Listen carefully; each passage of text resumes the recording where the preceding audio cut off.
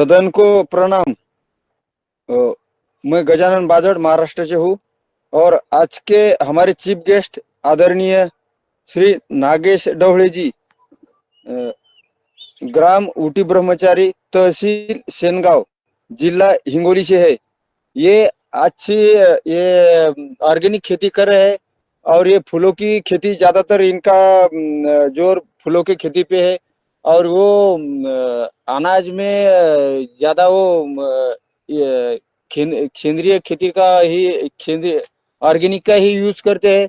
और उनके पास गाय है, दो नंदी है और वो प्याज उगाते हैं। और वो हल्दी और ऐसे बहुत कुछ उत्पाद लेते हैं। आदरणीय डवली जी हमारे को मार्गदर्शन करेंगे। डवली जी, हेलो। नागेश जी डवळे।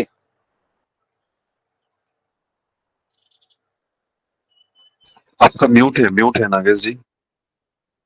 अभी अभी तो उनका वो वीडियो माइक चालू का था। बटन दबाइए, माइक बीच में रहेगा, नीचे में। हेलो। हाथ की बाजू, हाँ जी आगे। जी जी जी जी, हा, नागेश आता जी। येऊन राहिला, आवाज येऊन राहिला तुमचा। बोला आता तुम्ही। नागेश जी नमस्कार, राम राम और आपका स्वागत है योगार कार्यक्रम में।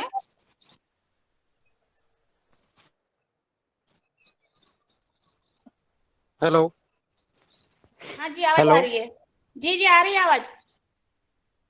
हाँ, आप ये नमस्कार। वीडियो करिए पहले और फिर अपना परिचय दीजिए, फिर आपकी खेती दिखा दीजिएगा, ठीक है।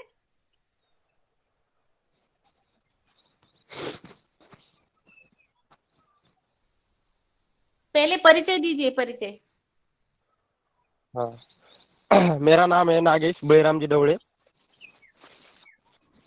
मैं हिंगोली जिले से हूँ, तालुका सेनगांव, महाराष्ट्र से। मैं पिछली 6 साल से खेती कर रहा हूँ और मेरी 2 साल खेती अपनी रासायनिक पे रही और उसके बाद 4 साल से मैं अपनी जैविक खेती कर रहा हूँ। हेलो। हेलो।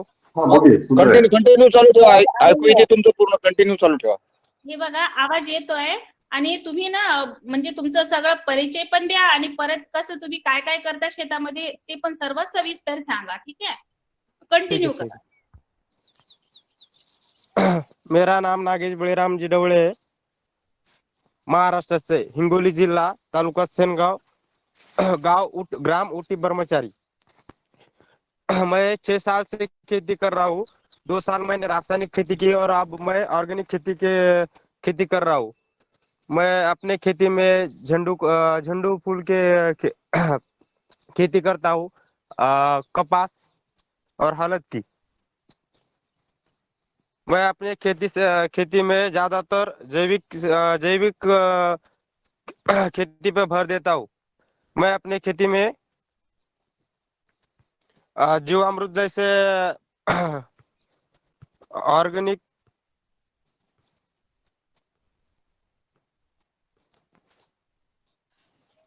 हाँ बोला बोला जी, बोलिए एक बोलिए। नेटवर्क इशू आ रहा है। थोड़ी सी जगह चेंज कर लीजिए, नहीं तो फिर वीडियो बंद कर दीजिए। पहले वीडियो बंद कर दीजिए और माइक खुला रह दीजिए, फिर आवाज आएगी आपकी।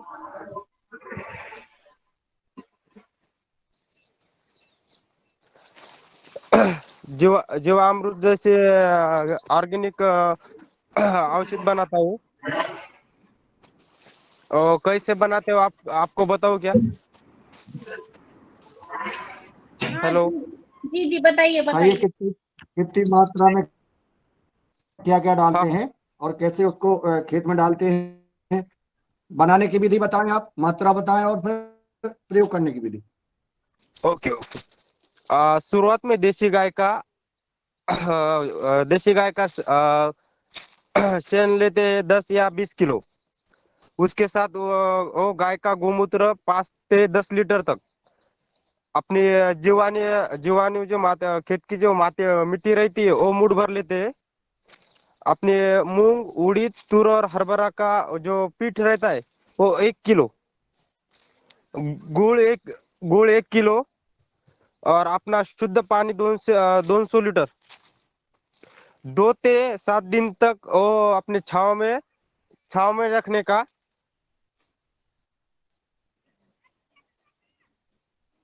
ये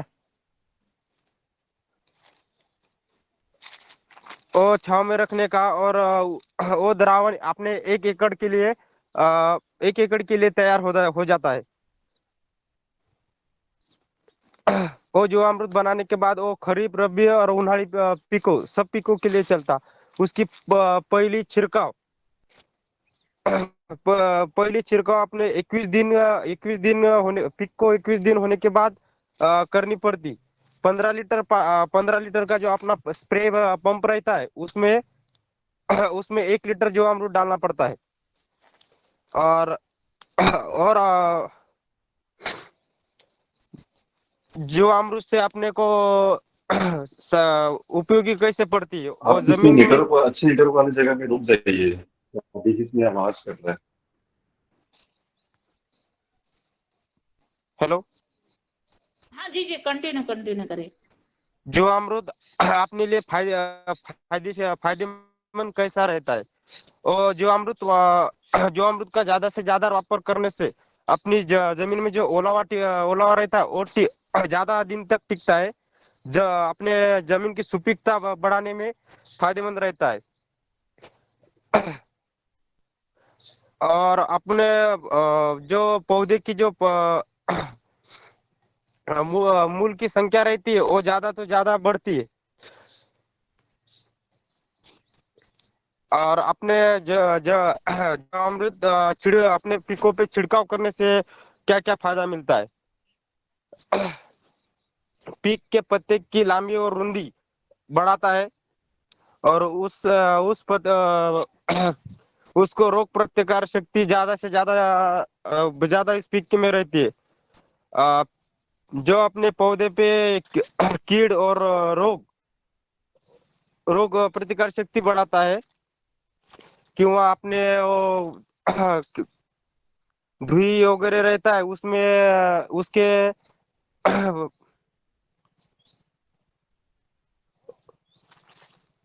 उसका अच्छे से अच्छे बुरशीनाशक रहता है वो अच्छा।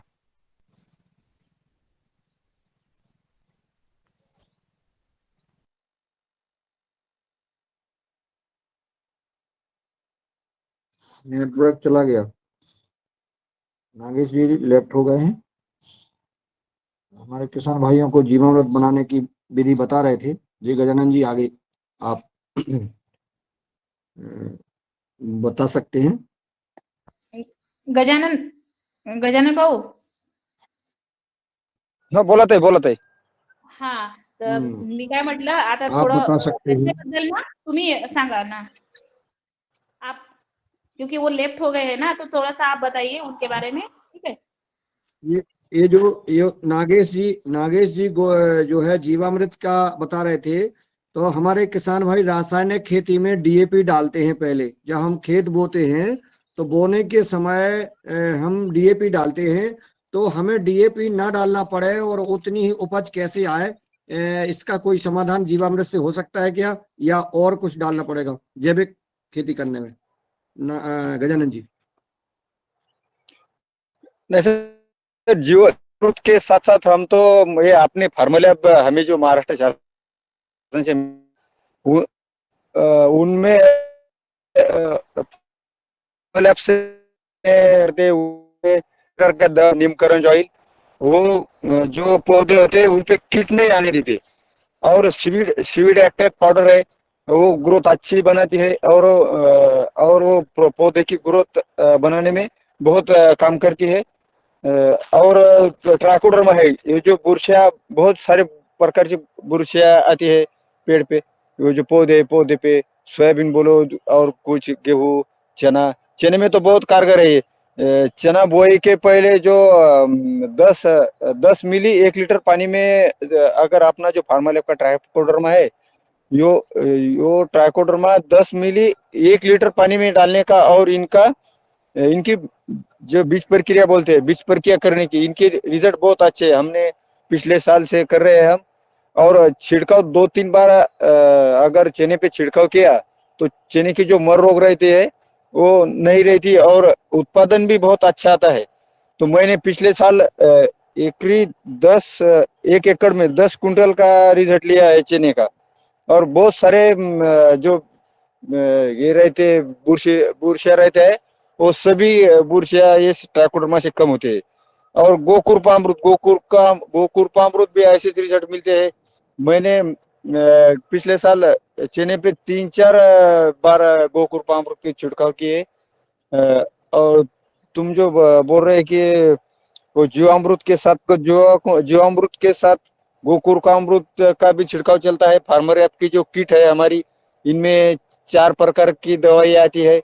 और ये जो अपना जीवामृत, गोकुर का अमृत, फार्मर ऐप की किट, और जो कंडे रहते हैं ना, वो अपने पुराने कंडे 6 महीने के पहले, उनका जिब्रेलिक एसिड बहुत अच्छा बनता है। ये सब दवाइयां मैं इकट्ठा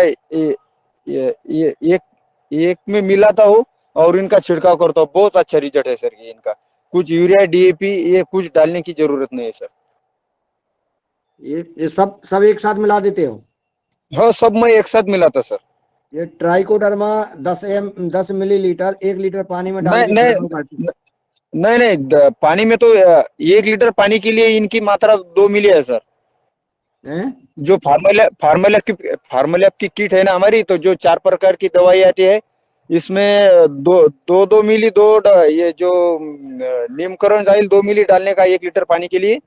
और ट्राइकोडर्मा 2 मिली, और सीवीड पाउडर और सिलिकॉन पाउडर ये 2-2 ग्राम डालने की। अच्छा अच्छा। बहुत बहुत अच्छे रिजल्ट आते सर इनके। और खर्चा भी बहुत गोकृपामृत कम है। हेलो। गोकृपामृत, जीवामृत और कंडे का पानी कैसे कंडे का मिलाते हैं? वो कंडे का कंडे की पानी और सर 5-6 लीटर, जो 5 किलो कंडे लेने के, 5-6 किलो कंडे लेने के, और एक ड्रम में भिगा देने के, वो पानी में डूब जाए ऐसे भिगा देने के। और उनको हिलाने का सुबह शाम। वो 5-6-7 दिन के बाद वो अच्छा उनको कलर आता है। और वो उसके बाद वो यूज करने का, वापरने का सर। इसमें छाछ और राख डाली जाती है क्या?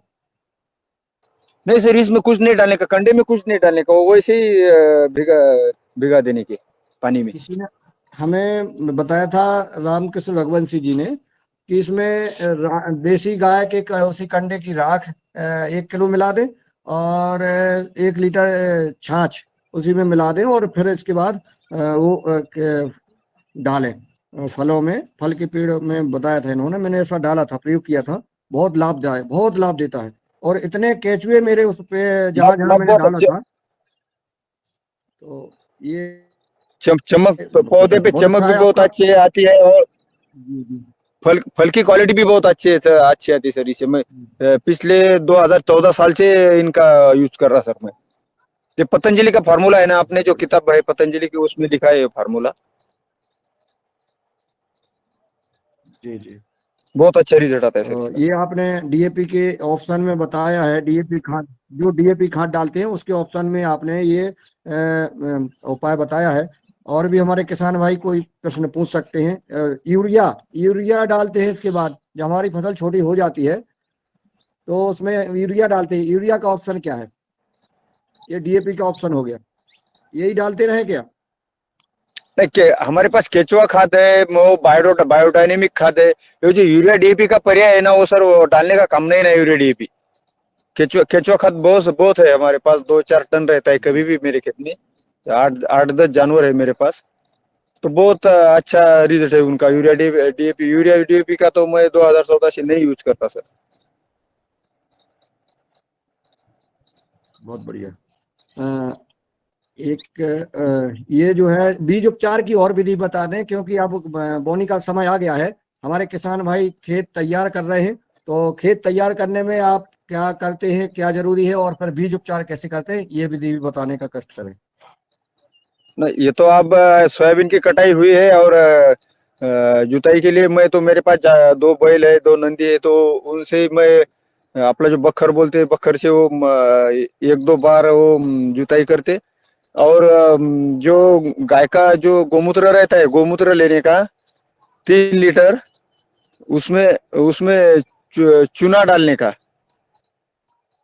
चूना चूना और गोमूत्र डालने का। और उसमें से वो चने की मैंने हर साल मैं बुआई करता, ये फार्मूला मिलने के पहले से मैं वो उसी उसी बीज की प्रक्रिया करता था। बहुत रिजल्ट अच्छे हैं उनके। जो मर रोग रहता है वो मर क्या है रोग भैया नहीं चूना? लगता, मर रोग नहीं लगता हो उनके लिए। कैसी प्रक्रिया नहीं करते हो, जरा बताओ ना, क्या करते नहीं हो? नहीं, डायरेक्टली वो 3 लीटर पानी लेता, 3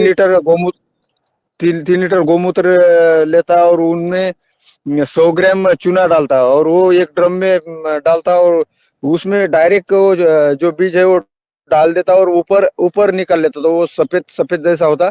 और जो एक एक दो दिन छाव में सुखाने का, और उनकी बुआई करने की बहुत अच्छा रिजल्ट है उनकी।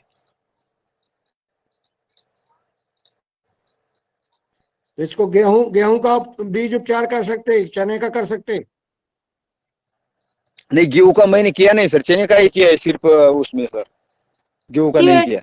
करडई गोमूत्रामध्ये किती वेळ करडई ठेवायचं? करडई करडई करडई का भी किया, करडई के भी बहुत अच्छे रिजल्ट है, मगर चने वो गेहूं का नहीं किया सर मैंने अभी तक।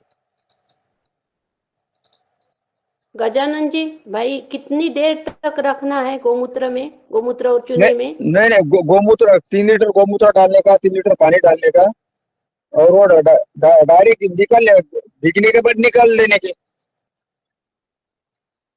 झट ही निकलने का, रखने का नहीं वो थोड़ी जल्दी देर? डालने का और निकलने का, जल्दी निकलने का, डालने का उसमें, और जल्दी बाहर निकलने का। वो जो ओके। पतंजलि का ये 3 लीटर क्या, कितनी क्वांटिटी के लिए है साहब? कितना क्वांटिटी बीज उपचार कर सकते हैं? 3 लीटर पानी और 3 लीटर 3 लीटर तुमने गोमूत्र डाला, और उसमें ये डाला अपना क्या बोला मैंने, चूना चूना डालने का 100 ग्राम। जी तो वो 1 क्विंटल जी। तो बहुत अच्छे तरह से हो जाता है सर। डालने का और निकालने का वो पानी ज्यादा अटता नहीं उसको, निकालने का 1 क्विंटल तो होता है आराम से। तो पानी पानी नहीं बचता होगा उसमें? क्या, पानी बच जाता उसमें या पूरा उसी में अट जाता है? नहीं नहीं, पानी पानी बचता है, पानी अटता नहीं, वो मामूली सा अटता है पानी, बाकी का बच जाता है उसमें पानी। अच्छा, उसको फेंक दें या दूसरा बीज उपचार कर लें? मतलब और अगर 1 क्विंटल से ज्यादा करना है तो क्या करना है उसको, जो पानी बचता है नहीं नहीं, और उसमें दूसरा उसमें बीज इतने डाल कर जितना हो जाएगा उतना कर लेंगे ना, उसमें जो उस वो भीग जाने के बाद बाहर निकलने के ज्यादा भी हो जाता है, वो पानी बच जाता है, 1 क्विंटल से भी वो पानी बच जाता है। नहीं, फिर अगर मान लो 1 क्विंटल के अलावा 2 क्विंटल करना है तो क्या फिर से नया लेना पड़ेगा पानी, चूना? नहीं नहीं, कम कम, अगर अगर कम जर पड़ गया, कम कम हो गया पानी, तो उसमें गोमूत्र तो घर का से रहता है, गोमूत्र डालने का और चूना डालने का, और डालने का? और डालने का। पढ़ने का नहीं पूछ रहे हैं रिजल्ट बहुत अच्छे। गजानन जी। आदरणीय एम एल बोलो गौर सर। साहब ये पूछ रहे हैं, गजानन जी, आदरणीय गौर हाँ हाँ, साहब ये बोलो सर। पूछ रहे हैं कि जैसे आपने 1 क्विंटल बीज को निकाल लिया, 1 क्विंटल बीज को निकाल लिया, और उसमें पानी, चूना और गौमूत्र और वो पानी अपना बच गया, हाँ ठीक है, उस ड्रम में हाँ बचा है पानी, तो क्या उस पानी को और बीज उपचार कर सकते हैं या उसका क्या करें? नहीं, कर सकते हैं ना सर, कर सकते हैं ना, जो बच गया उसमें और भी कर सकते हैं। अगर उतना ही बीज उपचार करने का, उतना बीज करने का, और बाकी का उड़ने के बाद जो अपना जो खेत में जो क्या उकंडा बोलते मराठी में, उकंडा म्हणतात, जो गोबर का खाद रहता है उसमें डाल देने का, उड़ने के बाद जो उड़ गया तो।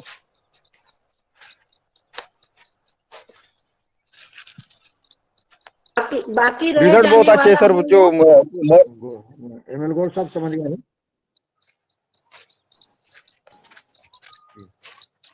चलिए, और किसी का कोई सवाल हो गजानन जी भाई से? ओम गजानन भाई जी, वो गुड़ और गुड़ का बताया ना, वो फिर से बताओ ना, छिड़काव करने वाला। कौन सा? बहन जी ये एक बार क्या गुड़ का छिड़काव क्या बोला हाँ आपने, क्या पूछ रही? हाँ, गुड़ का छिड़काव करने का बताया ना, वो फवारा करने का। भाई जी ने बताया था वो। नहीं तो आप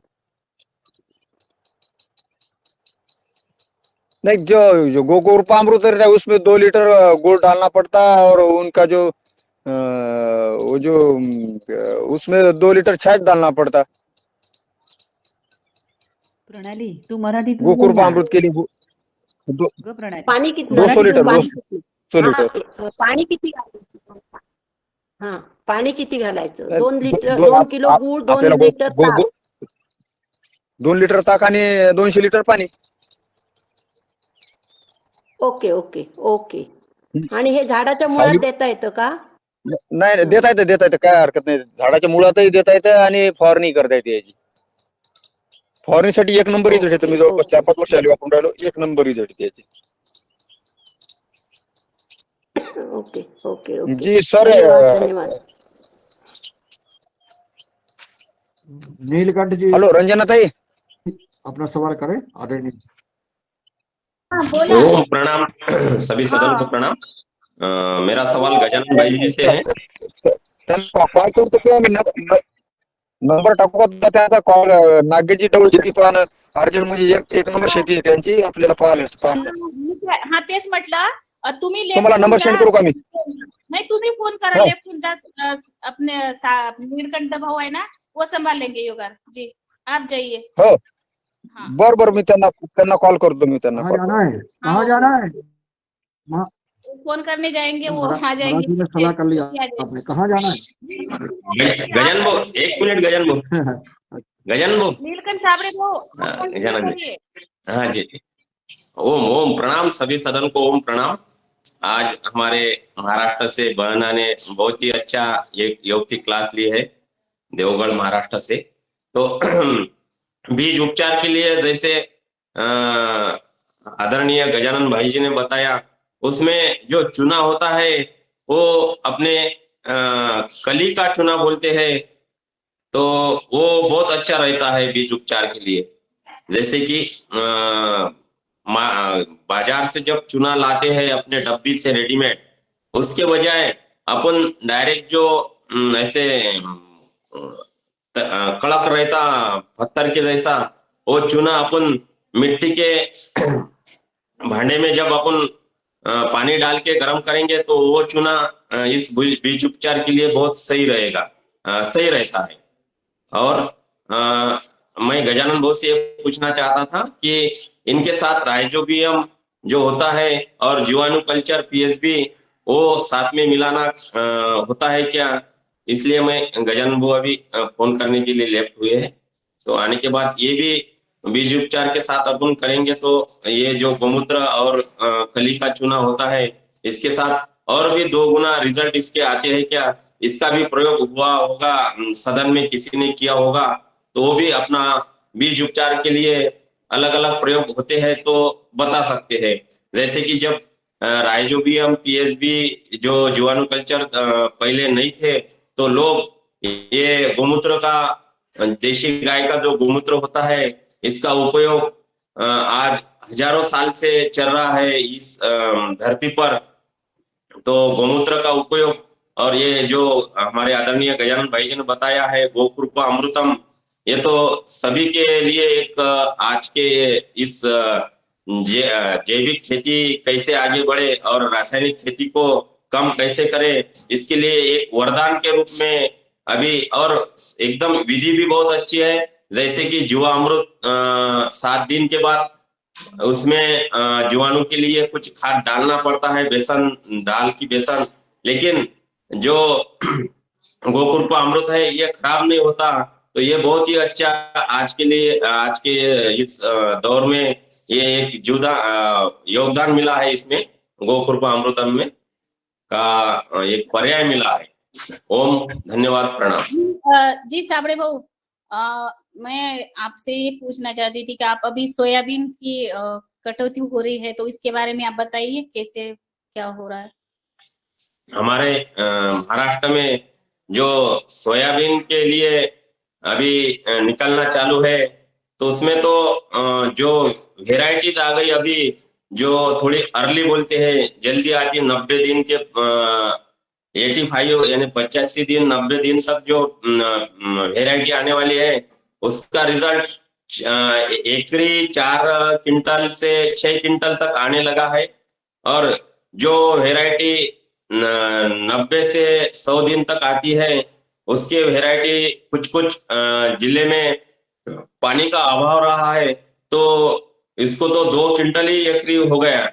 तो जो किसान ने अपना पंतप्रधान फसल बीमा जो बोलते हैं इंश्योरेंस, क्रॉप इंश्योरेंस, वो निकाला है। और हमें जिला कलेक्टर से जो आवेदन और कंपनी से जो कंप्लेंट की है तो उसका जो पानी का अंतराल होता है उसमें पहला ऐसा दिया था निवेदन कि जो 21 दिन जिस जिले में पानी नहीं हुआ, बरसात नहीं हुआ, वहां का 25% जो 100% नुकसान भरपाई होती है बीमे की, उसकी 25% भरपाई देना अनिवार्य था।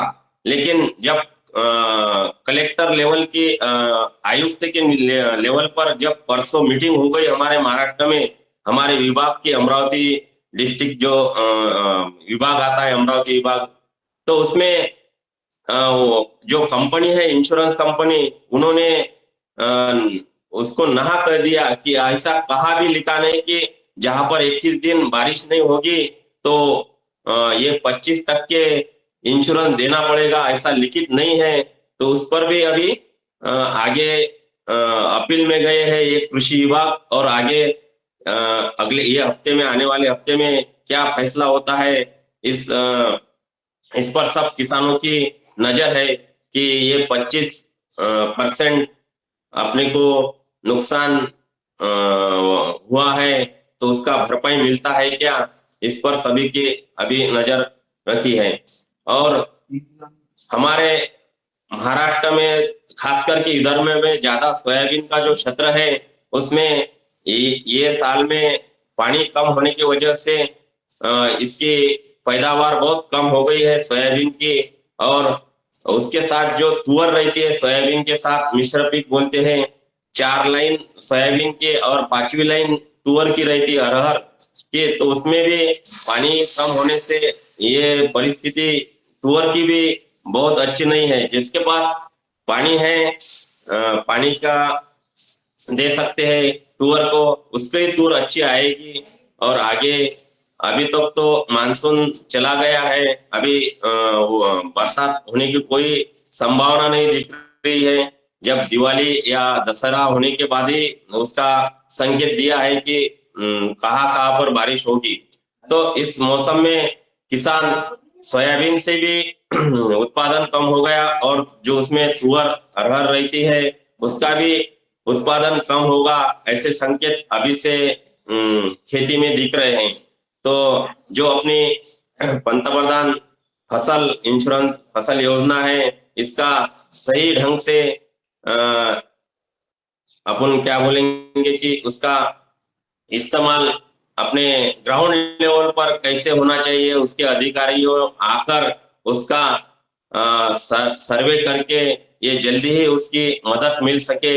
इंश्योरेंस के 25% जो हिस्सा मिलता है उसके बारे में, तो ये भी हम अभी लगे हैं हमारे विभाग में और हमारे जिले के कलेक्टर से अभी चालू है।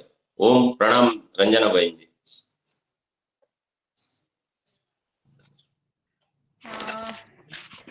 ओम ओम धन्यवाद जी। हमारे सदन में से किसी का कोई सवाल होगा नीलकंठ साबळे भैया से तो पूछ सकते हैं जी। गजानन बाजर जी भी हमारे यहाँ से थोड़े लेफ्ट हो गए हैं क्योंकि बहुत अच्छे किसान थे आज के, मगर क्या है उनके नेटवर्क में थोड़ा इशू आ रहा था इसलिए वो लेफ्ट हो गए। तो कोई बात नहीं, अभी ज्वाइन हो गए। कोई बात नहीं, कोई बात नहीं रंजना जी। बहुत किसान है अपने इसमें, बहुत किसान है और चर्चा भी बहुत है। जी जी साबळे भैया कोई प्रश्न पूछते हैं गजानन बाजर जी जी। आदरणीय गजानन भाऊ जी, ओम प्रणाम। ओम प्रणाम, ओम प्रणाम, बोलो सर। मैं ये कहना चाहता हूँ कि आप जो चुना बताया उसमें कली का चुना बहुत अच्छा रहता है, हमारा एक अनुभव है किसान का। तो ये बराबर है क्या? कळी का चुना? हाँ, जो अपन बराबर है सर, बाजार से कळीचा लाते अभी कळीचा अभी चुना। मिलता नहीं ज्यादा, और लाके उसमें मट्टी के बर्तन में गर्म करना पड़ता है पानी में। हाँ हाँ। ये जो रेडीमेड डब्बी में आता है, इससे कली के चुना अच्छा रहता। जो पुराने लोग पान में खाते थे वो कली का चुना ही यूज करते थे, लेकिन आजकल मिलना बहुत ये हो गया वो। मिलेगा नहीं ना सर? का मिलेगा वो? मिलेगा मिलेगा, क्योंकि कपास पर जब ये बाजू वाले अपने खेत के बाजू में जब तणनाशक अपन उसमें राउंड अप या कोई छिड़काव करते हैं ना, तो जब कपास में उसका अटैक जल्दी हो जाता है, तो ये कली वाला चूना हाँ 100 ग्राम एक आधा एकड़ के लिए अपन 4-5 पंप के लिए भी यूज करेंगे। रात में भिगोना है रात भर, और सुबह उसका स्प्रे करना है कपास पर, कॉटन पर। तो ये इसका जो साइड इफेक्ट है, बाजू वाले ने तणनाशक मारा है, तो इसका यूज ये कली के चूने से 3 दिन में भी कंट्रोल हो जाता है। ये मेरा अनुभव रहा है। तो और इसके साथ मैं ये बोलना चाहता था, आपका मेरा प्रश्न ये है कि जब आप बीज उपचार के लिए गोमूत्र चूना ये जो बनाते हैं, इसके साथ राइजोबियम और पीएचबी यूज कर सकते हैं क्या? और करने से इसके फायदे और भी बढ़ जाएंगे क्या? ऐसा मेरा सवाल है। नहीं सर, मैंने तो अभी तक इसके साथ कुछ यूज नहीं किया सर, मगर कुछ दिक्कत नहीं आएंगी सर ये यूज करने से। मगर करना जो प्रयोग जो करना है तो थोड़ा थोड़ा थोड़ा करना देखना पड़ेगा सर शुरुआत में। हाँ, ऐसा मुझे लगता है, क्योंकि ये एक मेरे को एकदम सपोर्टेड है। ये जो राइजोबियम है और ये जो पीएचबी है, एक एक के लिए गोमूत्र और जो अपना चुना है इसमें सपोर्टेड होगा, तो ये प्रयोग किसी ने सदन में भी किया होगा तो आप बता सकते हैं।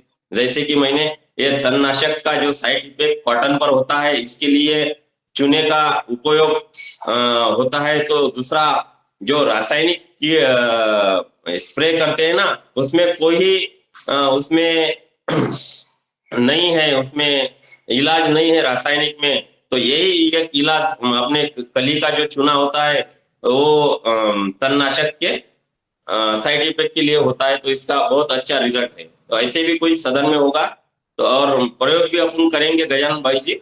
नहीं किया होगा तो थोड़ा सा अपन प्रयोग करेंगे इसका राइजोबियम जीवाणु पीएचबी के साथ। ओम धन्यवाद। आदरणीय नीलकंठ जी, जी राइजोबियम, पीएसबी और ट्राइकोडर्मा का हमने मिला करके बीज उपचार किया है और उसका रिजल्ट भी अच्छा आया है। तीनों को मिलाया हमने, उसमें गोमूत्र जरूर नहीं मिलाया है। गोमूत्र सिर्फ जो है हमने राइजोबियम और पीएसबी और ट्राइकोडर्मा ये मिला करके बीज उपचार किया है, उसका रिजल्ट अच्छा आया है। जो पतंजलि का अपना आया था किट में, पतंजलि समृद्धि कार्यक्रम के अंतर्गत जो हमारे टैनल फार्मर को एक एक एकड़ में का जो किट दी गई थी उसका हमने प्रयोग किया, उसका रिजल्ट अच्छा आया था।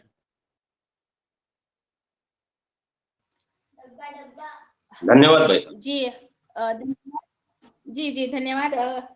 आगे मैं आदरणीय श्री पवन कुमार सर को सादर आमंत्रित करती हूँ आज की योग कक्षा के बारे में और आज हमारे चीफ गेस्ट और चर्चा के संदर्भ में मार्गदर्शन देने के लिए। जी आदरणीय पवन कुमार सर। जी नमस्कार ओम सभी को। और बहुत सुंदर आज की हमारी योग कक्षा भी, और आज के मुख्य अतिथि ने भी बहुत सुंदर आज अपना दिया उद्बोधन। कुछ समय के लिए ही रहा लेकिन उस बहाने चर्चा हो गई। और आज का दिन महत्वपूर्ण इसलिए है क्योंकि आज विश्व खाद्य दिवस है, आज वर्ल्ड फूड डे। और हम भी भोजन के ऊपर ही चर्चा करते हैं, रोज बातचीत करते हैं, रोज खाते हैं। तो आज इस भोजन के बारे में का जो विश्व एक दिवस निश्चित किया गया है पूरे विश्व में, और कृषि के ऊपर ये समर्पित भी है। तो इस दिवस की सभी साथियों को बहुत बहुत बधाई, किसानों को बधाई, उपभोक्ता को बधाई, और आशा है कि हम इस दिवस को, जो आहार और भोजन के ऊपर केंद्रित है, हम अपनी जिम्मेदारी को 7:45 भी समझते हैं और अपने जो कार्य है उसको भी अच्छी तरह से करने का प्रयास करेंगे। जैविक खेती और प्राकृतिक खेती का जो कार्य अ, की जो आवश्यकता है और जिसको धीरे धीरे प्रयासरत हैं सभी साथी, उस तरफ बढ़ने का प्रयास करेंगे। आज के दिन अपने आप को ये भी समझने का प्रयास करेंगे कि हम मिट्टी को किस प्रकार से और अपने जल को किस प्रकार से दूषित होने से बचा सकते हैं, और कैसे उसमें हम बेहतर कर सकते हैं, मृदा स्वास्थ्य को हम बेहतर कर सकते हैं, पानी की गुणवत्ता को बनाए रख सकते हैं, और ज्यादा से ज्यादा अपने पानी को भूजल में डालने का प्रयास कर सकते हैं।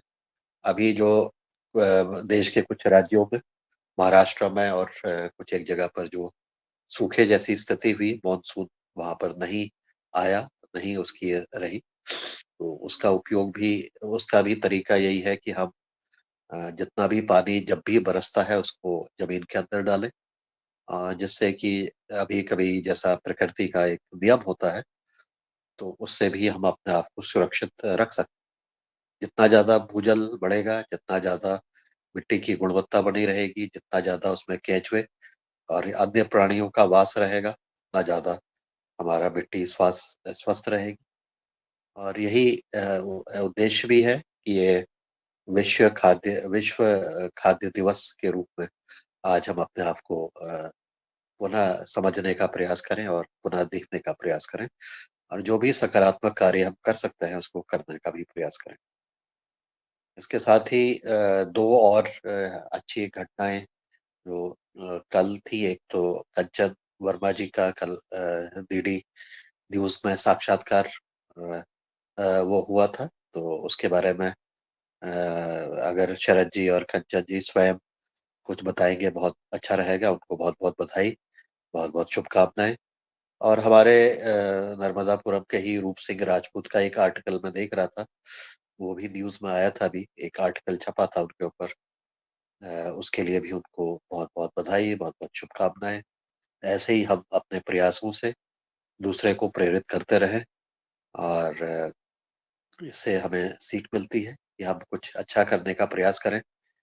तो आज की इस वार्तालाप को आगे बढ़ाने के लिए मैं इस मंच को वापस सौंपना चाहता हूँ मुन्नीलाल जी और रंजना जी को, और अपनी वाणी को विराम देता हूँ। सभी को धन्यवाद। ओम प्रणाम, नमस्कार। जी जी, धन्यवाद सर। और आज आपने बताया कि विश्व खाद्य दिवस है, तो विश्व खाद्य दिवस की सभी को हार्दिक हार्दिक शुभकामनाएं।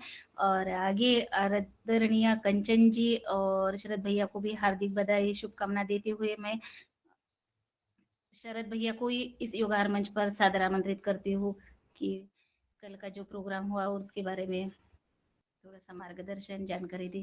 जी शरद भैया, और अगर हो सके तो आप दोनों भी मंच पर आ जाइए। जी शरद भैया, स्वागत है। शरद भैया, आप तक आवाज आ रही है मेरी? चलिए, शरद भैया तक आवाज नहीं जा रही है शायद, तो मैं आगे आदरणीय डॉक्टर रोशन लाल राउत जी है जी, आपको योगार मंच पर सादर आमंत्रित करती हूँ। आप बहुत दिनों से पहले योग नहीं करते थे, अभी योग भी कर रहे हैं और अपने योगार पर भी जुड़ रहे हैं दूसरे सेशन में। तो फिर आप योगा के बारे में बताइए कि आपको क्या लाभ हो रहा है योगा का, और फिर बाद में हमारी चर्चा। जी डॉक्टर रोशन लाल जी, स्वागत है।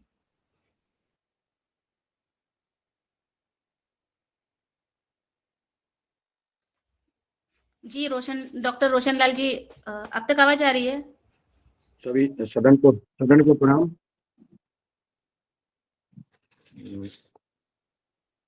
और जैसा कि आदरणीय पवन सर जी ने बताया है कि हमारे जो योगहार कार्यक्रम के जो किसान हैं, रूप सिंह जी, आदरणीय शरद वर्मा जी, कंचन वर्मा जी, लगातार कई हमारे किसान भाइयों की उपलब्धियां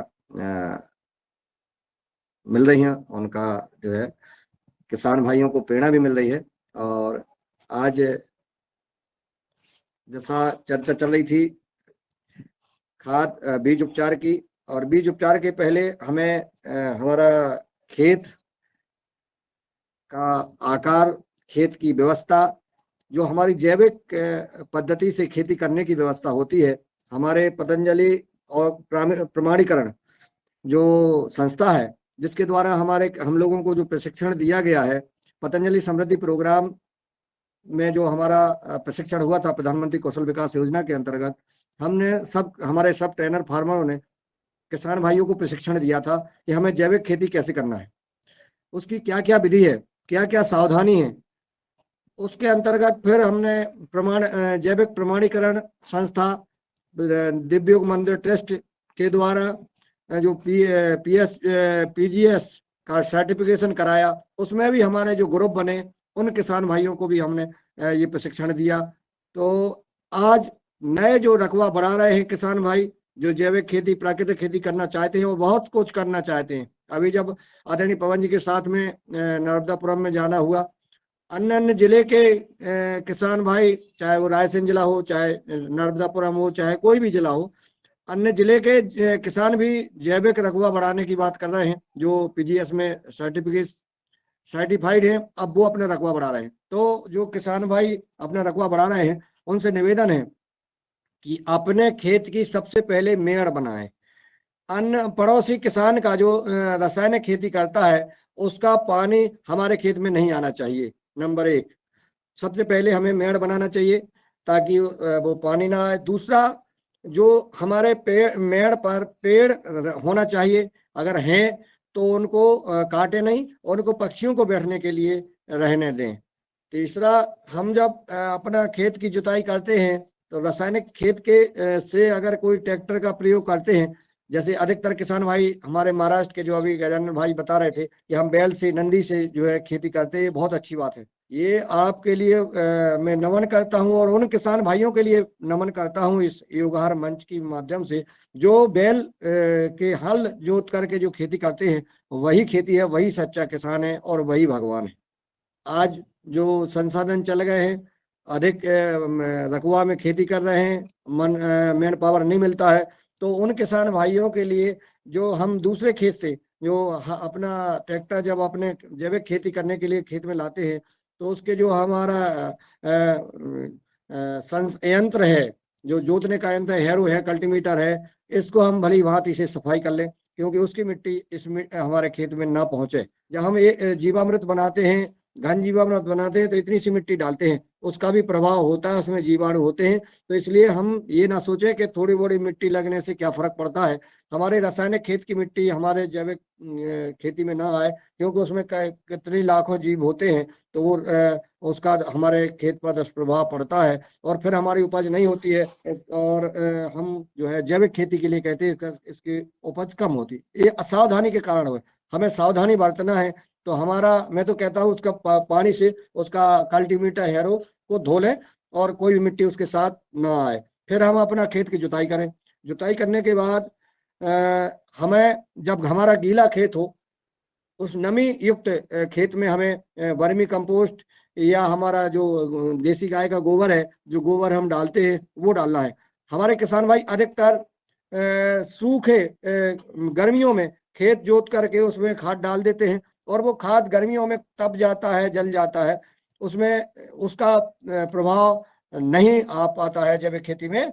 हमारा निवेदन है कि हम जब खाद डालें तो हमारे खेत में नमी हो, और नमी के बाद हम उस खेत को जोत दें। लगभग अभी हमारी बोनी के पहले ही हम जो है वो खाद डालें तो अच्छा रहेगा। और खाद डालने के बाद, और जैसा अभी आदरणीय हमारे चीफ गेस्ट महोदय ने बताया और गजानन जी ने बताया, नीलकंठ सावले जी ने बताया, कि हम सब उसमें जीवामृत, घन जीवामृत डालते रहें। 21-21 दिन में हम ये गौ कृपा अमृत भी डालते रहें। ये हमें परमानेंट डालना है, ये इसमें हमें गैप नहीं करना है। ये हम खेती के साथ, जब हम जैविक खेती शुरू कर रहे हैं, तो ये हमें डालते रहना है और बीज उपचार करके ही बोना है। यह है हम बिल्कुल संकल्पित हो जाएं, यह हमारा मन बना लें कि हमें बीज उपचार करके ही बीज बोना है। कोई भी बीज हो, चाहे वो चने का हो, चाहे गेहूं का हो, चाहे सरसों का हो, चाहे कोई भी हो, हमें हर बीज का उपचार करना चाहिए और ताकि हमारे सभी जो दाने हम खेत में डालते हैं वो सारे दाने ऊपर आते हैं। और अगर हमने बीज उपचार नहीं किया तो हमारे बीज का जो हम दाने डालते हैं वो उपज नहीं पाते हैं, वो पौधा नहीं बन पाते हैं। तो पहला काम हमारा बीज उपचार करें और बीज उपचार की विधि हमने बताई दी है हमारे सदन में आदरणीय गजानन जी ने, नीलकंठ सावले जी ने और विभिन्न हमारे किसान भाइयों ने पूर्व में भी बताई है। तो बीज उपचार कैसे करें, अगर किसी के लिए इसमें कोई सवाल हो तो पूछ सकते हैं, चर्चा कर सकते हैं। सबसे पहले खेत बनाना, मेड़ और पेड़ खेत पर अति आवश्यक है।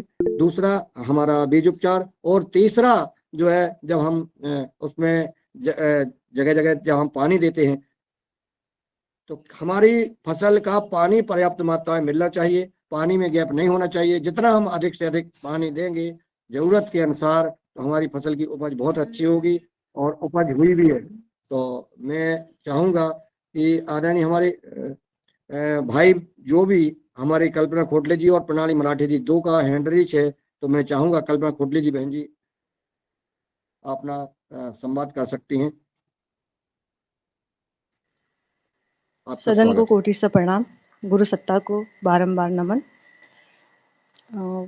अभी जो कृषि की चर्चा हो रही है उसमें आपने बोला कि मेड़ तैयार करना है, सबसे पहले मेड़ तैयार करना है, क्योंकि हम अगर शुरुआत करते हैं अपने खेत में जैविक खेती के लिए, तो अगर हम बाजू वाले खेत रसायन खाद डाल रहे हैं तो हमारा तो उसमें प्रॉब्लम जाएगी। इसीलिए कैसे तैयार, मतलब मेड़ को कैसे बांधे, मेड़ को कैसे तैयार करें वो बताइएगा। और दूसरी चीज़, अभी जो बारिश में जो धान लगाया गया था, अब धान कटने की बारी है, धान काटा जा रहा है और उसके बाद हम जैविक खेती करेंगे। उसमें गेहूं लगाएंगे या फिर मूंग लगाएंगे या फिर चना लगाएंगे। तो उसके लिए माटी कैसे तैयार करें, मतलब उसको सूखने दे, काटने के बाद सूखने दे, फिर जुताई करें ट्रैक्टर से या नांगर से। तो सूखने के बाद फिर माटी परीक्षण करना है। उसके बाद तो वही पूछना चाह रही कि उसके जो जीवामृत डालना है उसमें, तो सूखने के बाद और जुताई के पहले डालना है कि जैसे माटी तैयार करना है, हमको बेस तैयार करना है, तो कैसे करें वो सदन से मैं जानना चाह रही थी। जी ओम। जी बहन जी बहुत सुंदर। सबसे बड़ी बात कि आप जो है ने सवाल किया, बहनें जब खेती की चर्चा करने लगती हैं तो निश्चित है कि हमारे ये जो मिशन है प्राकृतिक जैविक खेती का, उसके रुझान बढ़ जाते हैं। और आपने कहा कि मेड़ कैसे बांधे। मेड़ का मतलब ये है कि हमारे जो पानी बगल के खेत का आता है वो ना आ पाए। जब हम मेड़ हमारे खेत की मिट्टी लेकर के और खेत के चारों ओर उसको डाल सकते हैं। जो हमारे कृषि के यंत्र होते हैं कि मिट्टी लेकर के ऊपर की मिट्टी जुते हुए खेत की और ऊपर से मेड़ बना देते हैं। यह मेड़ बांधना है, इसको कहते हैं मेड़ बंधान। मेड़ बंधान भी होती है तो एक दूसरे खेत का पानी एक दूसरे खेत में नहीं आ पाता है, इसलिए। दूसरा, जब बरसात का पानी होता है तो हमारे खेत का पानी पूरा भर जाता है, उससे जल स्तर भी बढ़ता है। दूसरा उसका ये भी लाभ मिलता है। तो ये मेड़ बंधान है। दूसरा आपने जो कहा है, दूसरा सवाल क्या है, हमारा धान कट रही है, धान कटने के बाद आप जो है जब वो जोतने लायक खेत रहे तब उसको गीले खेत को मतलब जोतने के हिसाब से जो बतर कहते हैं हम, उसमें जुतवा दीजिए। और जुतवाने के बाद फिर उसमें जो हमने जीवामृत बताया है, गोबर का खाद बताया है, वो आप डाल दें और आपका खेत बन जाएगा। और ये डालते ही रहें, 20-20, 21-21 दिन में हमें डालना है। आदरणीय मेनपाल जी ने हैंड रेज किया है, मैं चाहूंगा कि वो शायद कुछ जोड़ना चाहते हैं, तो आपका स्वागत है आदरणीय मेनपाल जी। मुझे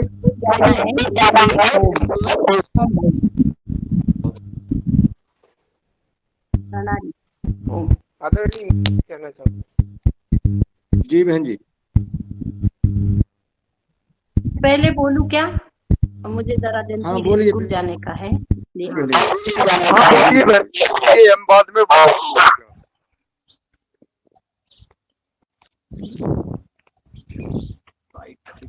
काली बहन जी बोलिए। हाँ। ओम। सदन को कोटि कोटि प्रणाम, वंदन, नमन।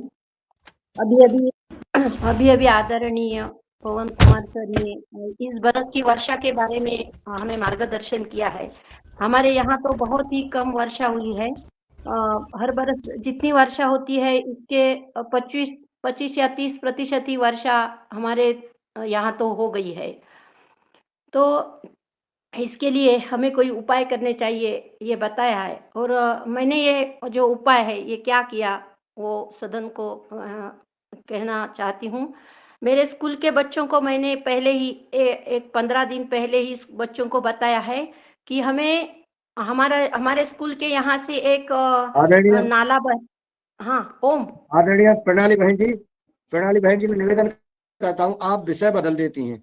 अभी जो चर्चा हो रही है ये चर्चा नहीं हो रही है, आई खेत की बात हो रही है, जैविक खेती की बात हो रही है, पानी कम की बात नहीं हो रही है। मेरा निवेदन है कि वो विषय पूरा हो जाने दें, इसके बाद अपन जो है जब पानी जल स्तर बढ़ाने की बात आए, पानी की बात है, तब अपन ये क्वेश्चन कर सकते हैं। विषय बदल जाता है तो वो पूरी बात नहीं हो पाती है।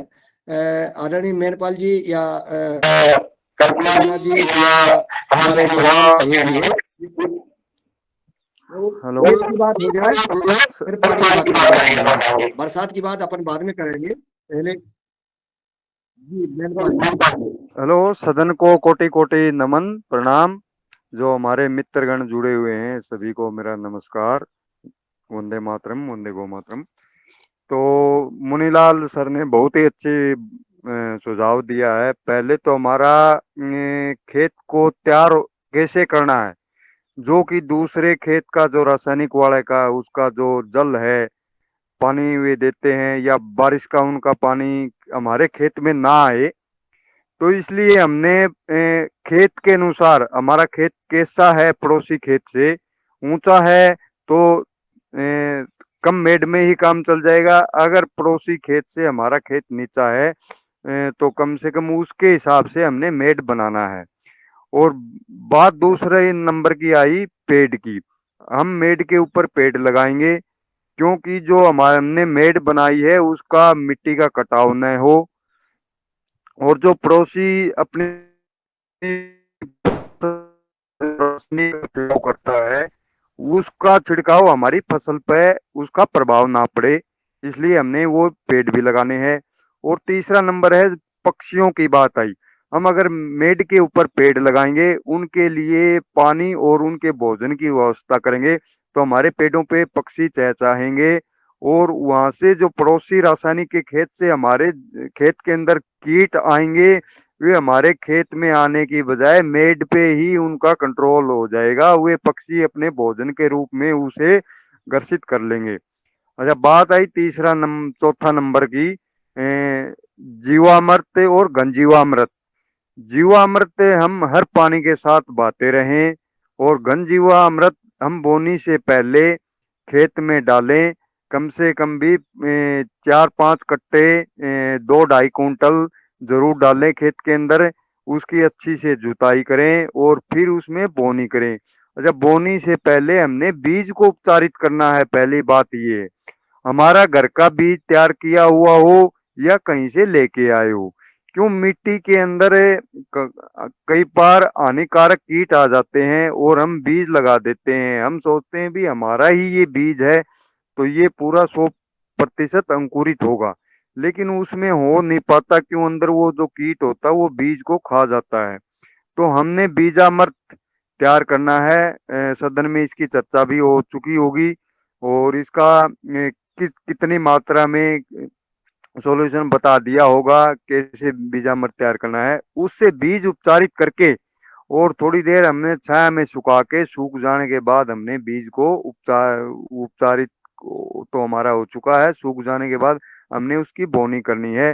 और फिर देखना आप उसका जो बगैर उपचारित करे बीज का जर्मिनेशन देखना, और उपचारित के हुए बीज का जर्मिनेशन देखना। उसका सबसे पहले जर्मिनेशन होता है और 100% जर्मिनेशन होता है। तो अपनी खेत का इसी तरह करें और अच्छा उत्पादन होगा, और पौधा है वो तंदुरुस्त होगा, स्वस्थ होगा और अच्छा उत्पादन देगा। तो मैं सदन का धन्यवाद करता हूँ, मुझे बोलने के लिए टाइम दिया। धन्यवाद।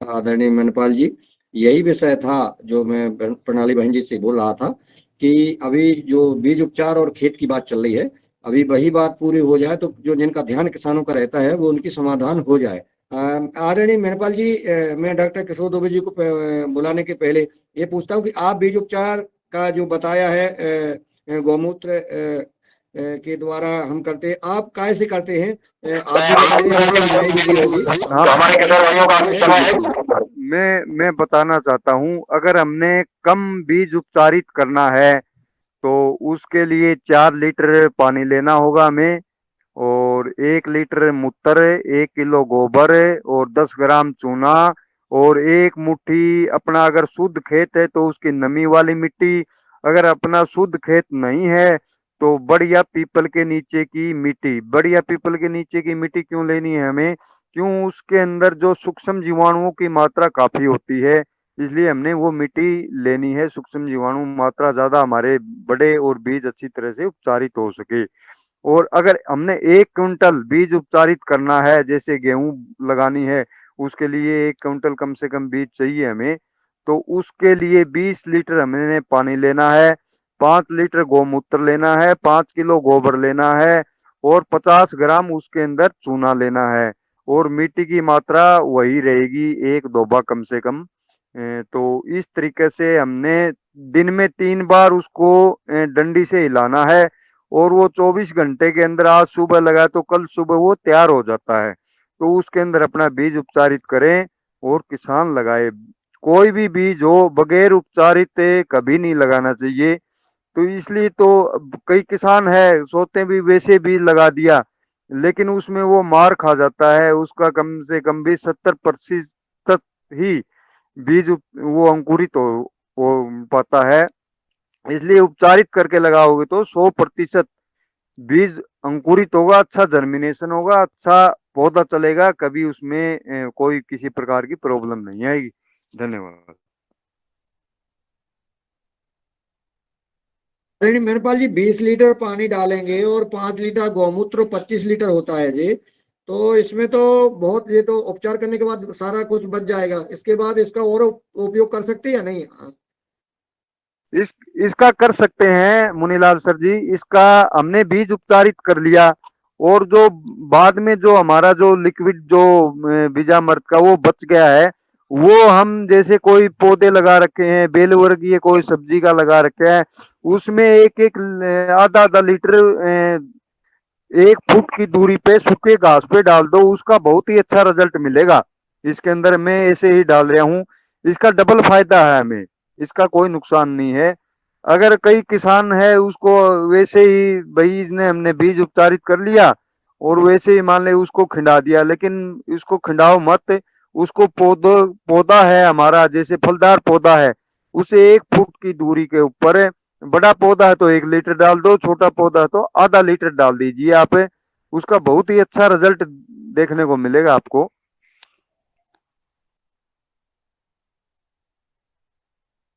जी धन्यवाद। अब मैं डॉक्टर किशोर दुबे जी को आमंत्रित करता हूँ कि वो आए और अपनी बात रखने का कष्ट करें। धन्यवाद मुनीलाल जी। आदरणीय डॉक्टर किशोर दुबे जी, सादर आमंत्रित हैं आप। धन्यवाद मुनीलाल जी। आज की चर्चा बहुत अच्छी हो रही है, और महाराष्ट्र के जो गजानन जी और उनके साथी जो है, उन्होंने प्रैक्टिकली जो बात कही है वो बहुत किसानों के भले की है। और अभी हमारे जो भाई साहब जिन्होंने भी बताया कि बीजोपचार कैसे करना, क्या करना, यह बेसिक चीजें हैं कि जिसका फायदा निश्चित रूप से होने वाला है। बस मैं इतना ही कहता हूँ। धन्यवाद। आदरणीय डॉक्टर रोशन जी, आप सादर आमंत्रित हैं। राव साहब, आप अपनी बात रखें। धन्यवाद दादाजी, मंच पे सादर नमन। जो कल्पना बहन ने प्रश्न किया था उस पर मैं थोड़ा सा ये कराना ध्यान दिलाना चाहूँगा। क्या है कि बालाघाट की जो कंडीशन है, यहाँ पर जो हमारी धान की फसल लगती है, ये यहाँ पे, और दूसरा यहाँ पे सिंचाई का जो साधन है वो नहर है। तो क्या है, एक खेत से दूसरे खेत में पानी जाता है। जैसे दूसरी जगह नहरों में क्या होता है, नहर से पानी जाता है, तो यहाँ एक एक खेत से दूसरे खेत में पानी जाना बिल्कुल आम है। तो मैं समझता हूँ कि थोड़ा सा जब तक यहाँ एक समन्वित प्रयास नहीं होगा तो थोड़ी सी दिक्कत होगी, क्योंकि जो सिद्धांत है हमारे प्राकृतिक खेती के या जैविक खेती के, उसमें दूसरे खेत का पानी बिल्कुल नहीं जाना चाहिए। तो ये इस क्षेत्र की समस्या है, क्योंकि धान का एरिया है। तो कुछ ऐसे खेत, मैं कल्पना बहन जी को सलाह दूंगा कि हम ऐसे खेतों का चयन करें जहां दूसरे खेतों का पानी बिल्कुल ना आता हो। तो जो ऊपर वाले खेत हैं उनको जैविक खेती और प्राकृतिक खेती के लिए प्रथम जो पहली हमारी स्थिति होती है उसमें चयन करें तो फायदा होगा, और उसमें हमको देखने को मिलेगा, परिणाम भी देखने को मिलेगा। नीचे के खेतों में अगर हम जाएंगे तो निश्चित रूप से दवाएं भी आएगी, रासायनिक उर्वरक भी आएंगे, और तमाम तरह की जो भी चीजें हैं वो सब हमारे खेतों में आएगी। तो ये बालाघाट और जो नहर सिंचित सिवनी का कुछ क्षेत्र है, और इधर मंडला है, ये हमारा जो विंध्य वाला क्षेत्र है, इसमें सामान्यतः इसी तरह की खेती होती है। तो इन क्षेत्रों में थोड़ी सी समस्या है जी। जी सर, सर को नमन। सर जी, आपसे मिलना भी है, और हमारा जो नहर का पानी आता है लेकिन वो डाउन में है पूरा, लास्ट एंडिंग पड़ता है नहर से जो पानी आता है, इसीलिए नहीं आ पाता। तो खेत में बोर है, और मैं ये सदन के इससे जो थोड़ा सा मैंने सीखी हूँ उसी के माध्यम से मैं एक छोटी सी बंदी से शुरुआत करना चाहती हूँ, एक प्रैक्टिकल करना चाहती हूँ, कि थ्योरिकल अभी सुना है बस। तो बस शुरुआत करना चाहती हूँ, और कल ही जाके मैंने खेती, मतलब खेत में जाके देख के आई हूँ कि क्या स्थिति। तो अभी कटने के इसमें है, धान कटेगा अभी, तो उसकी मिट्टी तैयार करना है। तो उसी के लिए मैं मेरे प्रश्न थे कुछ, और आपसे भी मतलब कि मिट्टी तैयार कैसे करें, क्योंकि अभी धान कटने के बाद वो उसके बाद फिर ट्रैक्टर से जुताई होगी, ट्रैक्टर वगैरह भी है घर पे, तो इस प्रकार से जुताई होगी। और पानी नीचे ऊपर ही, जमीन आपकी ऊपर है या नीचे है। तो दूसरे का खेत है थोड़ा थोड़ा डाउन है, मतलब थोड़ा सा डाउन है, 4-5 फीट डाउन है वो, हमारा थोड़ा सा ऊपर है। और जो मैं शुरुआत करूंगी थोड़ा से, ताकि घर में बाकी और जो है वो भी कर सके इस प्रकार से। तो ज़्यादा वो भी रसायन तो आएगा ही, क्योंकि बाजू वाले पे करेंगे तो वो तो रसायन वाला आएगा। तो इसीलिए मेड़ बनान करना होगा अच्छे से। ये तो हमने सीखा। और मिट्टी का परीक्षण करना होगा क्या, मैं आपसे जानना चाह रही हूँ कि मिट्टी का परीक्षण किस समय करना होगा, और गिल्ली मिट्टी लाना होगा कि मतलब एक बंदी से 4-5 जगह से लानी होगी मिट्टी, मिट्टी की ऊपर ही परत लानी होगी कि 1 इंच नीचे की परत लानी होगी, या सूखने के बाद लेना होगा, ये बताइएगा सर जी।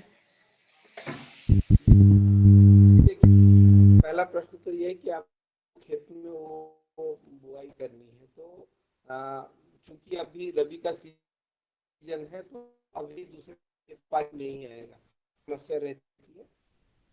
तो इस समय आप ये ध्यान दीजिएगा कि दूसरे खेत थोड़ी सी मेड़ जो आजू बाजू की है उनको हल्का बांध दीजिए, तो पानी बिल्कुल नहीं आएगा। दूसरा, हमारे यहाँ जो जमीन है धान की खेती है, तो अगर मान लो गलती से पानी गिरता है, बारिश होती है, तो ये ध्यान दीजिए खेत में पानी ना भरे, नहीं तो आपकी पूरी फसल पानी भरने के कारण खत्म हो जाएगी। गेहूं चना आप जो भी लगाएंगे इस सीजन में, ये बहुत ध्यान देने की बात है, क्योंकि बालाघाट में ये बड़ी समस्या है, क्योंकि बंदियां हमारी बड़ी बड़ी है, पानी रुक जाता है। दूसरी बात, खेत की जुताई की आपने बात की कि क्या हम जुताई करके, तो जैसा अभी भाई साहब ने बताया था कि हम बतर की बात करते हैं, इसको अंग्रेजी में टिलेज बोलते हैं, बतर बोलते हैं, और अलग अलग क्षेत्रों में अलग अलग। पर खेत की जुताई की जो अवस्था होती है जिसमें हमारा हल चल जाए, ट्रैक्टर चल जाए और ढेले नहीं निकले, और मतलब दो जो गीले की अवस्था और सूखे की अवस्था, उसके बीच की जो अवस्था होती है जिसमें खेत में आराम से हम ट्रैक्टर चला सके या हल ले जा सके, इस अवस्था में हमको जुताई करनी चाहिए। और अगर आपके पास सीड ड्रिल है तो आजकल जीरो टिलेज का एक कॉन्सेप्ट आया है, ये बहुत अच्छा कॉन्सेप्ट है, इसमें समय भी बचता है। तो हमको खेत की जुताई नहीं करना है, धान कटने के बाद नमी की अवस्था देख के सीधे बीज की बुआई कर देना है। तो इससे क्या होता है कि हमारा लगभग 15 दिन से 1 महीने का समय बच जाता है। फसल उत्पादन में। और अगर हमको अगली गर्मी में कोई फसल लेनी है, मूंग उड़द लेनी है, तो उसके लिए भी हमारे पास समय बचता है। तो ये थोड़ा सा अगर हम कुछ प्रयास करें कि हम अगर जीरो टिलेज का भी उपयोग करें, क्योंकि हम प्राकृतिक खेती में इसकी भी बात करते हैं कि हम खेती में कम से कम जुताई करें। तो ये जीरो टिलेज से भी अगर हम इसको बोते हैं तो ये फायदेमंद होता है। अगली बात आपने कही कि ये जो हमारा मिट्टी परीक्षण की, तो मिट्टी परीक्षण हम सामान्यतः जो फसल बुआई के पहले करते हैं, और जो शासकीय वो है उसमें तो ये गर्मियों में, मतलब जो बारिश की फसल लेने के पूर्व गर्मियों में मिट्टी परीक्षण के लिए मिट्टी के नमूने लिए जाते हैं। अभी आप नमूने ले सकते हैं पर धान कटने के बाद। धान कटने के बाद आप खेत से ऊपर की थोड़ी सी मिट्टी हटा दीजिए, मतलब जो कचरा है वो हटा दीजिए, और 6 इंच गहरी मिट्टी लेनी है। और 6 इंच गहरी में हम क्या करते हैं, वी आकार का गड्ढा खोदते हैं। तो वी आकार के गड्ढे में हम जो साइड के जो दोनों हमारे वो 9 इंच का बनेगा, तो वो हम वहां से 1 इंच की चौड़ाई की नीचे से ऊपर तक की मिट्टी हम ऐसे हमारे खेतों की जगह से अलग अलग जगह से लेते हैं। इसमें हम ध्यान रखते हैं कि पेड़ों की नीचे की नहीं ले, जहां हमारे खाद रखे हो, कोई हमने कभी में जो हमारा गोबर की खाद या कहीं इकट्ठा किया हो, ऐसी जगह की ना ले। नालियों की, जहां से हम पानी देते हैं उनकी नालियों की मिट्टी ना ले। ऐसी जगहों से हम इनका ध्यान रखते हैं कि इन जगहों से हम मिट्टी ना लें। और ये जो हमारा सैंपल होता है, इसको इकट्ठा करके एक जगह इकट्ठा कर लेते हैं, इसको थोड़ा सा मिला लेते हैं, और मिलाने के बाद इसमें एक क्रॉस का चिन्ह लगा देते हैं। तो क्रॉस चिन्ह करने से हमारा क्या होगा कि 4 भाग में मिट्टी बढ़ जाएगी। 4 भाग में मिट्टी बढ़ जाएगी, तो इसको हम आमने सामने के भाग हटा देते हैं, जो बचा भाग होता है उसको हम फिर से मिला लेते हैं। फिर इसमें 4 उसमें क्रॉस का वो करते हैं, और फिर इसको आमने सामने के हटा के जो बचे उनको इकट्ठा कर लेते हैं। ऐसा हम आधा किलो तक का सैंपल ले आते हैं, कम करते हुए। जब हमारे पास आधा किलो मिट्टी बचती है, तो ये आधा किलो मिट्टी को हम एक कपड़े की थैली में रखते हैं, और उसमें अपना नाम, अपने गांव का नाम, खसरा नंबर, पटवारी हल्का नंबर, ब्लॉक का नाम, जिले का नाम, और एक और पहचान का लक्षण कि वो खेत कौन सा है। कई बार हमारा खेत होता है आम वाला खेत, जाम वाला खेत, बोले टेलीफोन वाला खेत, तो पोल वाला खेत, अलग अलग हम नाम दे के रखते हैं खेत को, तो खेत की पहचान भी हम उसमें लिखते हैं। और एक की अभी इस समय क्या फसल ली थी और अगली फसल क्या लेना चाहते हैं, ये जानकारी सामान्य जानकारी होती है। एक जो मृदा स्वास्थ्य परीक्षण का जो पत्रक होता है उसमें, तो ये जानकारी भर के, और जो हमारी प्रयोगशाला है उसमें हम मृदा परीक्षण प्रयोगशाला, उसमें हम इसको जमा करा देते हैं। तो इस तरह से हमारे जो मिट्टी का नमूना है इसको लेते हैं। तो ये समय की उसकी उपलब्धता के अनुसार महीने भर में या 15 दिन में हमको मिट्टी के नमूने की जांच की रिपोर्ट प्राप्त हो जाती है। जी जी बहन जी।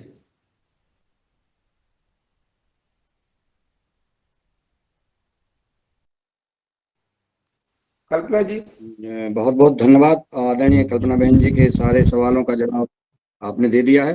आपको डॉक्टर साहब बहुत बहुत साधुवाद। आपने मिट्टी परीक्षण की विधि पुनः जो है बहुत विस्तार से, बहुत सरलता के साथ बताई, सबकी समझ में आई, और ये महत्वपूर्ण विषय भी था। अब मैं आदरणीय सुमित वर्मा जी को सादर आमंत्रित कर रहा हूँ, वो आए और अपना संवाद करने का कष्ट करें, सुझाव देने का कष्ट करें। जी धन्यवाद। मेरा प्रश्न ये था कि जो बीजोपचार की प्रक्रिया है वो सभी प्रकार के बीजों के लिए होता है क्या? जैसे सब्जी के होते हैं, जैसे छोटे छोटे बीज होते हैं टमाटर मिर्ची के, तो उनमें कुछ विशेष ध्यान रखना होगा क्या? ये मेरा प्रश्न था, या कुछ अलग मिलाना होता हो?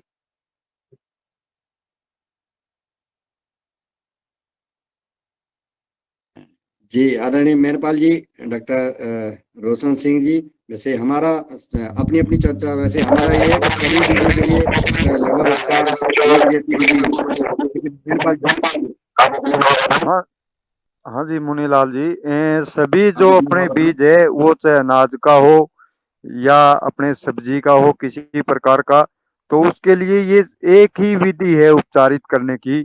और सब्जी का बीज कम होता है मात्रा में, अब इतना ज्यादा नहीं होता, लेकिन उसके लिए बताई थी 4 लीटर पानी, 1 लीटर मूत्र, 1 किलो गोबर और 10 ग्राम चूना और 1 मुट्ठी मिट्टी, उसको डाल के वो आप लाइए और उसमें उपचारित होने के बाद बीज को अपना जो पौधा है, जैसे बेल वर्गीय हो या पौधा हो, उसमें बाद में वो बीजामृत डाल दीजिए। तो कम बीज की ये विधि है, और ज्यादा बीज की जो 20 लीटर वाले पानी की वो बताई थी वो विधि है। उपचारित करने की सभी यही विधि है एक। जी धन्यवाद।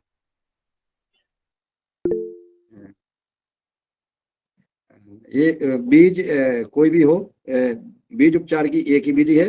और आज ये भी समझ में आ गया कि जो हमारा बीज उपचार करने के बाद जो हमारा कल्चर बचता है उसको हम अपने पौधों के में प्रयोग कर सकते हैं और उसका अधिक से अधिक लाभ मिलेगा।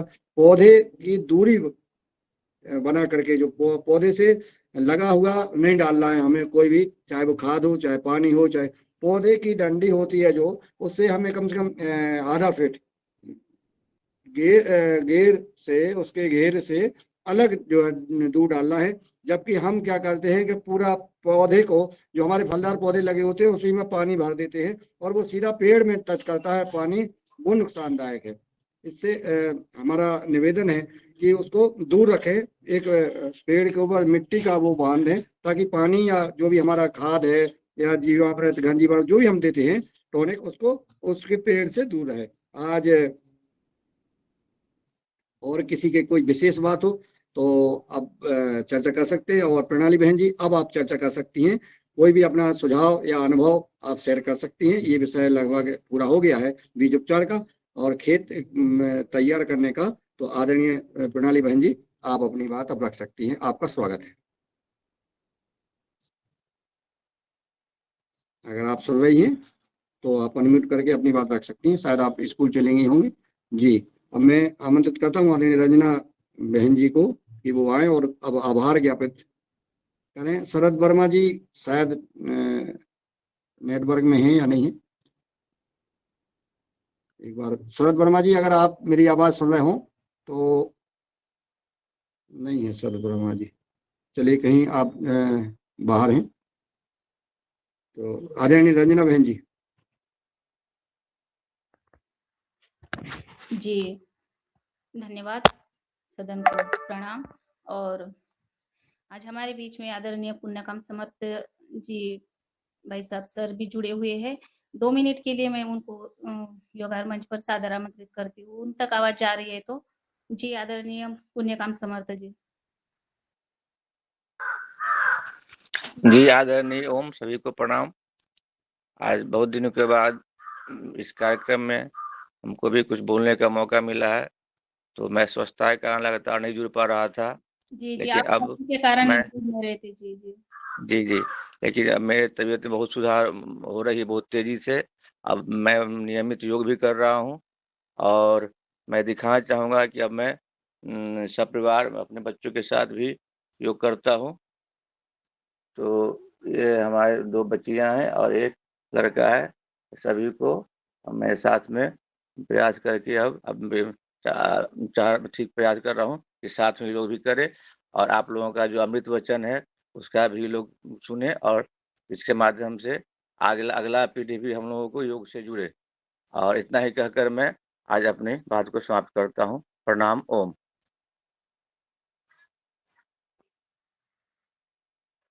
आप सारा सा परिवार स्वस्थ रहें, ऐसी प्रार्थना करते हैं आदरणीय पुनकाम जी।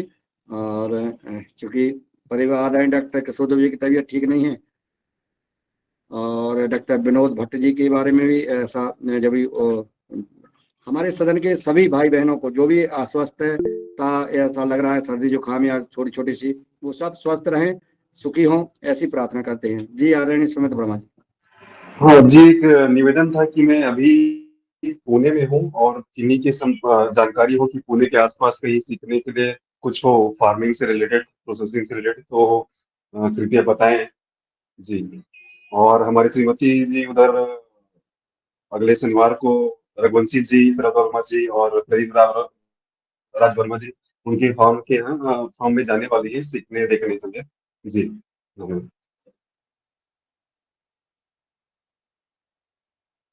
कितने तारीख को जाएंगे ये? शनिवार को, अगले शनिवार, आने वाला शनिवार यही। नहीं, अभी तारीख क्या होगी? उनको करनाल जाना है अभी, तो 21 को। करनाल जा रहे हैं वो। अच्छा, बात तो हुई थी उनकी, बात हो चुकी थी सर। नहीं तो नहीं नहीं, वो 21 तारीख को मत भेजना आप, क्योंकि अच्छा। वो 21 को करनाल से वापस चलेंगे। Okay okay. तो तो थोड़ा सा कंफर्म कर लें हाँ फिर से ठीक है। फोन लगा के। जी जी जी। और वो 18 तारीख को जा रहे हैं। हाँ हाँ। 18 को करनाल जाएंगे और 19-20 का करनाल रुकेंगे, 21 को वो चलेंगे, तो 22 को आ पाएंगे इटारसी। अच्छा अच्छा, ठीक है, बात कर लीजिए जी, धन्यवाद। एक नई क्वालिटी का बीज वहां से लेके आएंगे, गेहूं का बीज लेके आए। जी जी। ओम आदरणीय सुमित भाई जी प्रणाम। आप जी पुणे जी। में क्या बताना चाहते हैं? नहीं, मैं पुणे में जॉब की उससे मैं इधर हूँ, थोड़ा सा ऑफिस के काम से। तो अभी तो इधर ही रहना पड़ेगा, इसलिए सैटरडे संडे फ्री रहता हूँ तो कहीं जाकर देख सकता हूँ, इसके लिए सोच रहा था। आप डॉक्टर संतोष चौहान जी से मिले हैं नहीं नहीं पुणे में? तो नहीं। मैं आपको नंबर दे देता।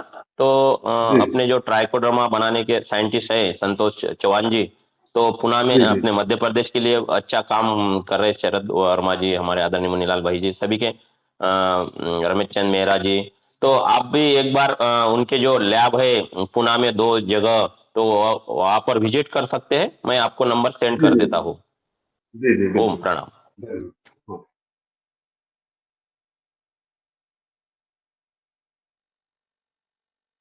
जी जी जी, बहुत सुंदर।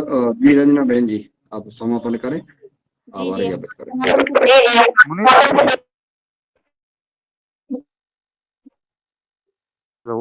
जी धन्यवाद। और जी आदरणीय पुण्यकाम समर्थ जी, जी जी जी मैम बोलिए। जो हरियाणा के अंदर जो साल है वहां पर जी जी वहीं जा रहे हैं। तो आप वहाँ से आपसे कितने दूर है? जो काफी दूर है, तो आप सेंटर से आवाज जी जो आपकी आवाज कट रही है, आपकी आवाज कट रही, थोड़ी जी सी वहाँ अब आ रही जी आवाज मेरी? जी आ रही आ है। रही आ रही। आ रही है ना जी? वहाँ करनाल सेंटर से G50 लहसुन का बीज मंगवाइयो आप, फिर उसका रिजल्ट देखियो आप। जी जी जी बहुत सुंदर। और भी कोई सुझाव हो तो G50 लहसुन, और वहाँ का जो कुछ आलू का बीज, कुफरी आलू है ना, वो भी मंगवा लियो कुछ।